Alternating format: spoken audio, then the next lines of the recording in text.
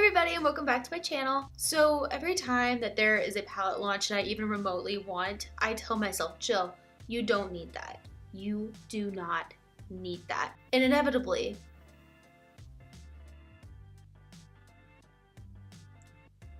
I bought it.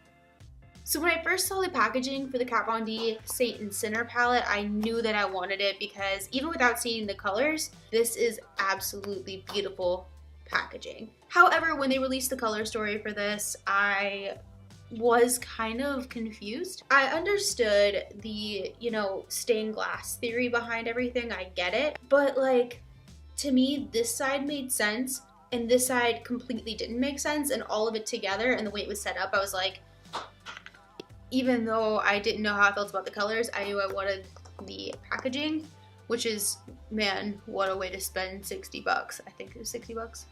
Don't quote me on that. So I told myself, Jill, you're not gonna buy this, you're not gonna buy this, you're not gonna buy this. And then Kat Von D released video swatches for it, and I bought it. So when I got it in the mail, I was looking at all of the colors in this, and I'm thinking to myself, how can I make a more colorful look or a more fun look? And I played around with it and I found a look that I really, really liked, and I posted the other day, and I really wanted to film a tutorial for it, but kind of put a different spin on it. So it wasn't that exact same look. It was a little bit different, but kind of the same, but kind of not. You know what I mean? So let's just jump right on into it. So my eyebrows are a little bit of a disaster, and doing them is not a whole lot of fun right now. So I went ahead and did them off camera so we can just move this right along. So to prep my eyes, I'm going to take the Kat Von D Lock It Concealer in L5. And this concealer is way too light for me, but I like it to prime my eyes with. It really helps get rid of that discoloration that I have on my eyelids. I've got super, super veiny eyelids, so yeah, I like to cover that up a hair. I'm just going to spread that all over my lid and take it up into my crease.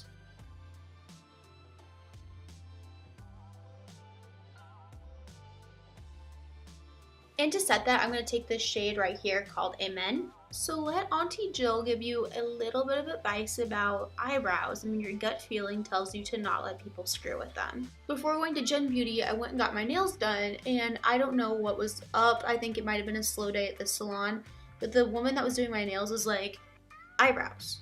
You want your eyebrows done? And I'm like, no, I really don't. She insisted on doing them, and I'm like, well, okay, if you guess that they're that bad, I, might as well. I'm going to an event tomorrow. Okay. And I knew it. I knew it.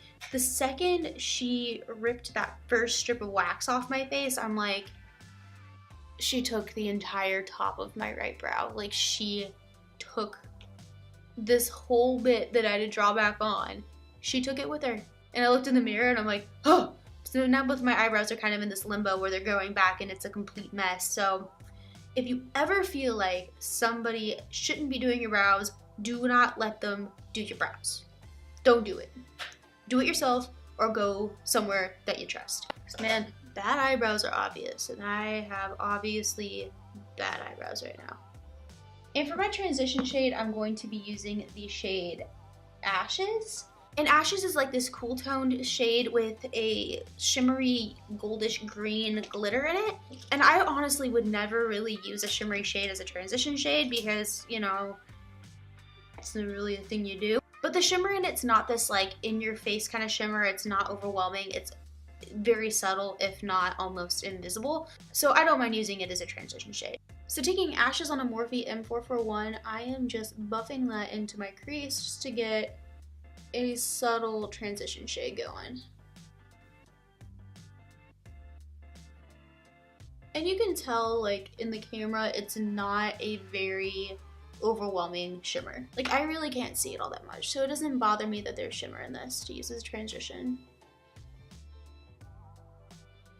I'm just dragging that out a hair. And I'm just taking my time kind of building this color up.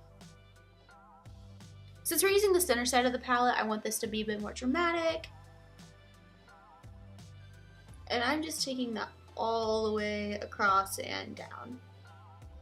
Because I'm going to almost kind of do a halo eye, but not really. It's not going to be as like bright as a halo eye, but I'm gonna have that nice little spotlight right in the center of my lid. So I wanna make this kind of nice and rounded, and I'm gonna drag this shade out just a bit. So the next shade that I'm using is the shade Exorcism, which is this bluish purple color. And I'm just gonna buff that in to deepen up my crease. So I went to Gin Beauty a few weekends ago, and that was fun. Except like, it was fun because I got to see some of my really good friends who I never get to see. Because, you know, the beauty of the internet is you can have a lot of friends. However, all your friends live on the other side of the country, so, you know. But it was really great getting to see everybody. It was a really fun time. We're gonna make this nice and smoky and dramatic.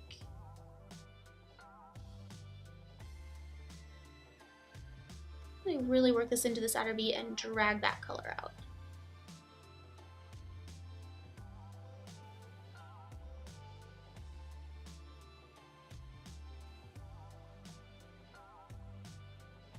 And I've got hooded eyes that close right about here, so when I drag this out, I try to follow where I would naturally like flick my liner out. So I take that down to about here and then flick it right about up here. Just gonna soften that up. Every time I see a girl with like a ton of lid space, I am instantly envious, because I'm like, do you know how lucky you have it? Do you have any clue? If you don't have any idea, then go figure it out, because you need to embrace that. That was my biggest like pitfall when I first started learning makeup, was I didn't understand that I didn't have lid space. And so I tried to do these really wild looks that, you know, I saw other girls doing, and then I finally was like, Jill, you have hooded eyes. You don't have any space for that shit. And that was a sad day. That was honestly it was a sad day. I don't mind this dark coming up. I want this to be a dramatic look, you know? And I'm taking this brush on its side and just lightly doing windshield wiper motions and just blending that up and in to that ashes shade that I put down earlier. And that can be blended better like out over there. So I'm taking this clean shader brush and just going over that. Just soften that edge up. And before I start using these shimmery shades, I'm going to lay down a black base. So I'm taking some black gel liner from Maybelline and just popping that on my lid. It doesn't have to be super clean or super precise. We're going to blend the edges of this out. And now taking Sabbath, which is the matte black in the palette, I'm just gently going over the edges just to make that a little tiny bit smoother, but they're two dark colors. I mean, it's not skipping. And now taking the shade Bestimate, I am wetting my brush and placing that all over my lid. And I'm making sure to leave a little bit of a space in the center of my lid, because that's where I'm going to place my lid kind of spotlight color, if that makes sense. And I'm also going back over with Exorcism a little bit to blend in those edges. And now using Rapture, I'm just popping that on in the center of my lid. And I wetted my brush before doing this, because I found with some of these shimmery shades in my eyes, if I didn't wet my brush, they wouldn't really show up all that well. And I'm just really packing that on.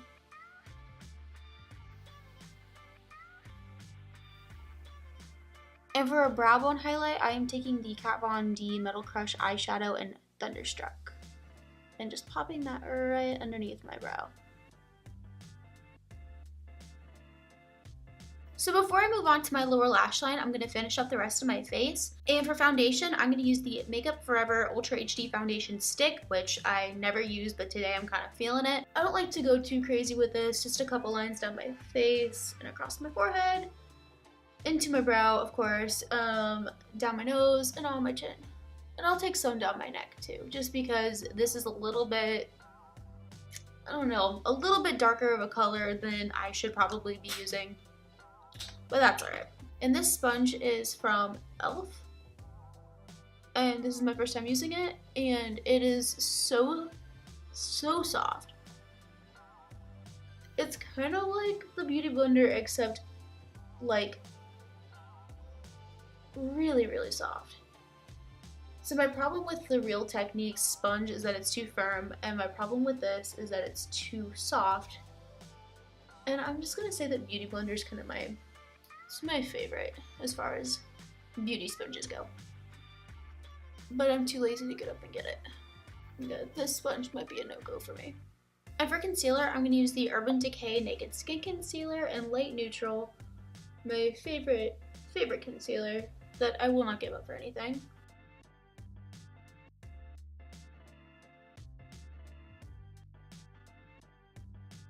I really, really wanted to love the Shape Tape Concealer, and I did for a while. And I feel like as my skin becomes progressively more dry, the harder it is for me to use it. The Shape Tape Concealer is such a full coverage concealer, but it is so drying and it makes my already dry skin look even drier. So it's with a heavy heart that I have to say that concealer is no more for me. I'm just going to take this fluffy brush and go under my eyes to blend that concealer out.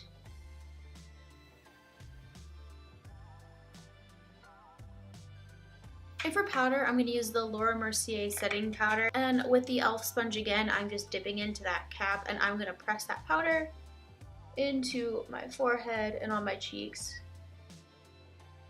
and on my under eye area.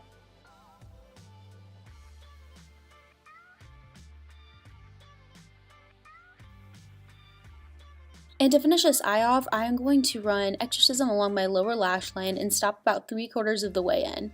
And I'm going to make sure to make that nice and smoky looking. And once I get to the inner third of my eye, I'm going to take this flat definer brush and make a sharp wing-like shape. And to give this look a pop of color, I am blending Exodus, which is the electric green shade in the palette, into Exorcist. And if you went a little too ham like I did, you can go back in with Exorcist and blend that over top of Exodus, just to bring some of that purple back into the lower lash line. And on a teeny tiny liner brush, I am taking the shade Relic and putting that into the inner corner.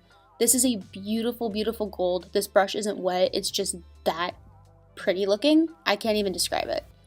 And for the outer 3/4 of the waterline, I am taking this Peacock Blue Aqua XL pencil from Makeup Forever and just running that until it hits that end of that purple. Alright, we are almost finished. So for my contour, I'm going to take the shade Sombre and a little bit of shadow play from the Kat Von D Shade and Light palette. And I'm taking this on a MAC 140S brush. I've never contoured with this before. I kind of want to give it a shot.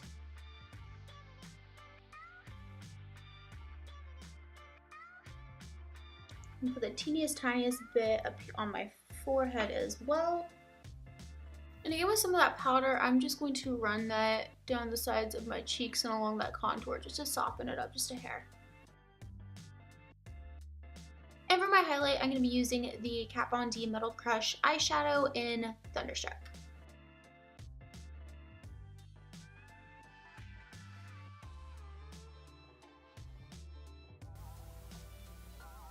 And for the tiniest bit of blush, I'm going to be using the shade Nectarine from the Anastasia Beverly Hills Peachy Love palette.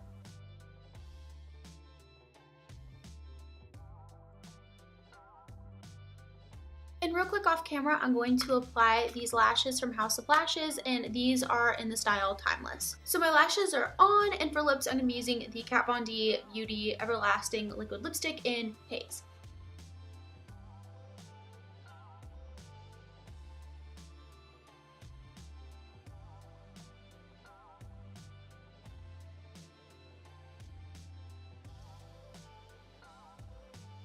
And this is the finished look. So if you're trying to use this palette for an everyday look, whatever everyday look may mean to you, and you're gonna go for this side, I can see this working. Now, for this side, these colors are a little bit more all over the place for me, but they're really fun, even though they're kind of like not this cohesive, you know, color story that I would have assumed they were gonna be. It's still fun to mix and match them around to make a really fun look. Alright guys, thank you so much for watching, and if you like this, please like and subscribe and let me know what you want to see next, and I will see you all later.